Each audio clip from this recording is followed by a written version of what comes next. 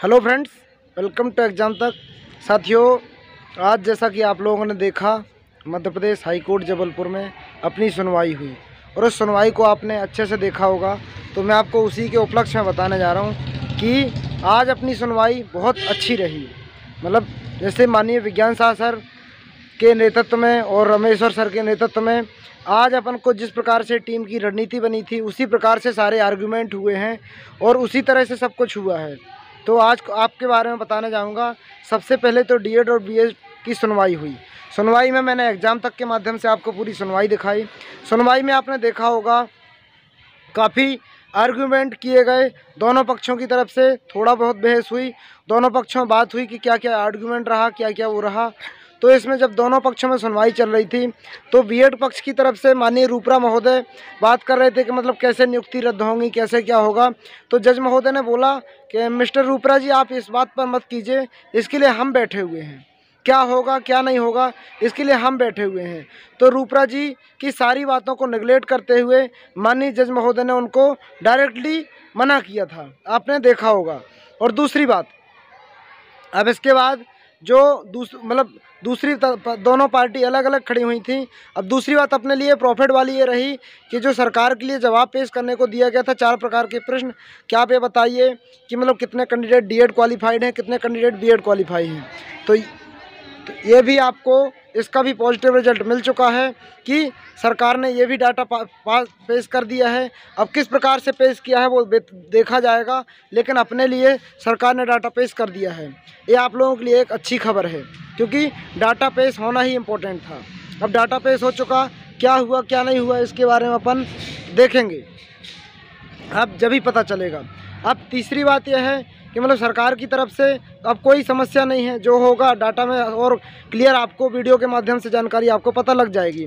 अब अगला और क्या हुआ, माननीय विज्ञान साहब महोदय ने बताया कि ये भर्ती अपनी देवेश शर्मा बनाम यूनियन ऑफ इंडिया के अकॉर्डिंग थी, सब्जेक्ट टू आउटकम थी, इसी पर बहस हुई। तो जज महोदय ने सारी बातों को सुना और अब फिर क्या है, बीच में एक और बात आ गई कि क्लियरिफिकेशन की डेट लगी हुई है वेस्ट बंगाल की तरफ से अर्नव घोष के बारे में, जैसा कि आप लोगों को भी जानकारी होगी। तो अर्नव घोष का जो सुप्रीम कोर्ट में 11 दिसंबर को लिस्टेड है केस, उसके अकॉर्डिंग मतलब बीएड वालों की तरफ से बोला गया कि अभी इस मैटर को क्लियर नहीं किया गया है, कब से लागू हो कब से ना हो। तो अपने माननीय विज्ञान साहब महोदय ने बताया कि बिहार की तरफ से भी सेम एसएलपी लेकर के गए थे, लेकिन इन लोगों ने केस विड्रॉ करवाया था। तो उसी को लेकर के फिर माननीय विज्ञान साहब महोदय ने सब कुछ बताया, केस विड्रॉ करवाया था, सारी चीज़ थी। तो माननीय जज महोदय ने इस बात को स्वीकारा कि हाँ ठीक है, अच्छी बात है, लेकिन अब ये सेम बेंच में लगा है। पहले मतलब घोष जी की बेंच में लगा था, अब धूलिया जी की बेंच में गया है। तो उनने यही बोला कि अब जो चीज़ें गई हैं तो सेम बेंच में गई है, अब ये बेंच के माध्यम से जो चीज़ आएगी उसी के हिसाब से देखा जाएगा। तो मैं जैसा कि आप लोगों को बताना चाह रहा हूँ कि इसके पक्ष में जो भी चीज़ें होंगी आपको सारी चीज़ें बता दी जाएंगी। तो मतलब आप डेट के माध्यम से जैसे आपको जानकारी पता लगी होगी, तो डेट की जो जानकारी है तो 11 अगस्त के ऑर्डर को देखते हुए उन लोगों ने बोला कि चलो ठीक है, 11 अगस्त का ऑर्डर और देख लेते हैं, उसके हिसाब से जो चीज़ होगी तो आपको फाइनल बता दी जाएगी। तो आप इस पे बात चली है 11 दिसंबर की बात हो रही, अगस्त की नहीं, 11 दिसंबर की बात हो रही है। तो 11 दिसंबर के बाद की बात पे अपन चले गए। अब जब 11 दिसंबर के बाद की बात पे चले गए तो आपको ही पता है दिसंबर के बाद थोड़ा बहुत ऊपर नीचे तो रहता है। अब इसके बाद छुट्टियां आ जाती हैं, छुट्टियां आ जाने की वजह से फिर ये बीच में केस लिस्ट आपको अपन को मतलब तारीख मिलने की संभावना थी 25 से 28 नवंबर, 25 से 28 दिसंबर अपन को मिलने की उम्मीद थी, लेकिन 25-28 दिसंबर को आपको पता है कोर्ट में छुट्टी लागू हो जानी है। इसकी वजह से माननीय जज महोदय के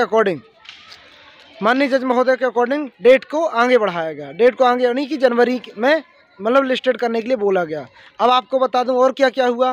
तो जितने सारे इंटरमिनर बने हुए थे अभी तक, तो सभी इंटरमिनर को आपने देखा होगा, जितने सारे इंटरमिनर थे उनको सबको डिस्पोज कर दिया गया है। मतलब उनको अब कोई पार्टी नहीं रहेगा, कोई इंटरमिनर का काम भी ख़त्म कर दिया है।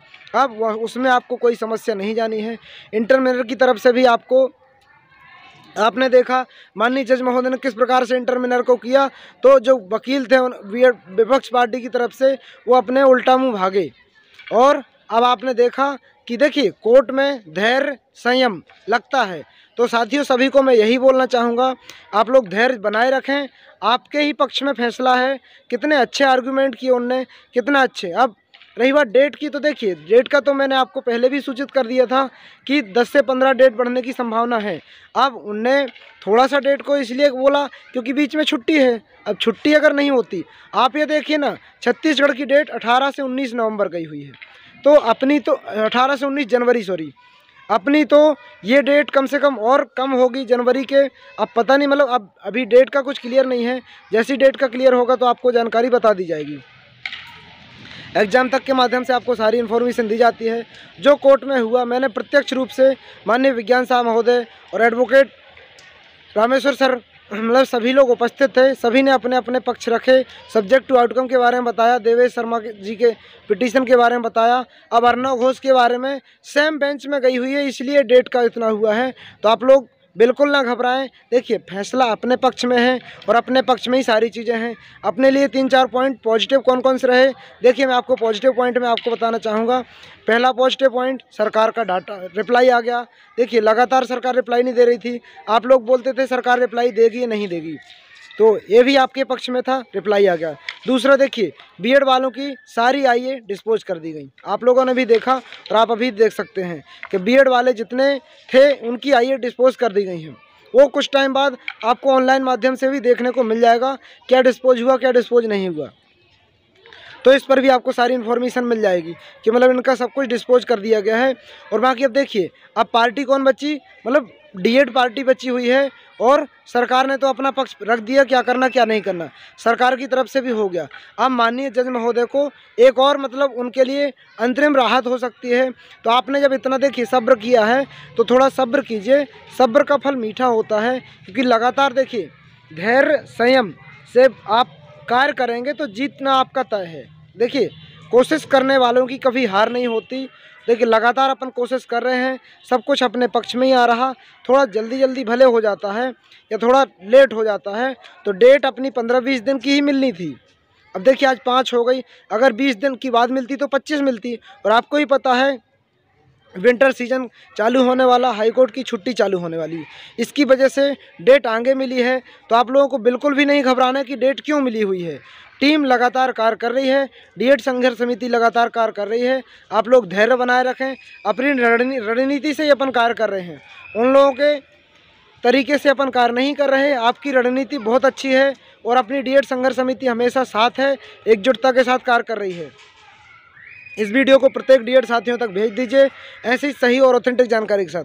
अगर अभी तक आपने चैनल को सब्सक्राइब नहीं किया तो सब्सक्राइब जरूर कर लीजिएगा। मिलते हैं अगले वीडियो में, जब तक के लिए जय हिंद जय भारत।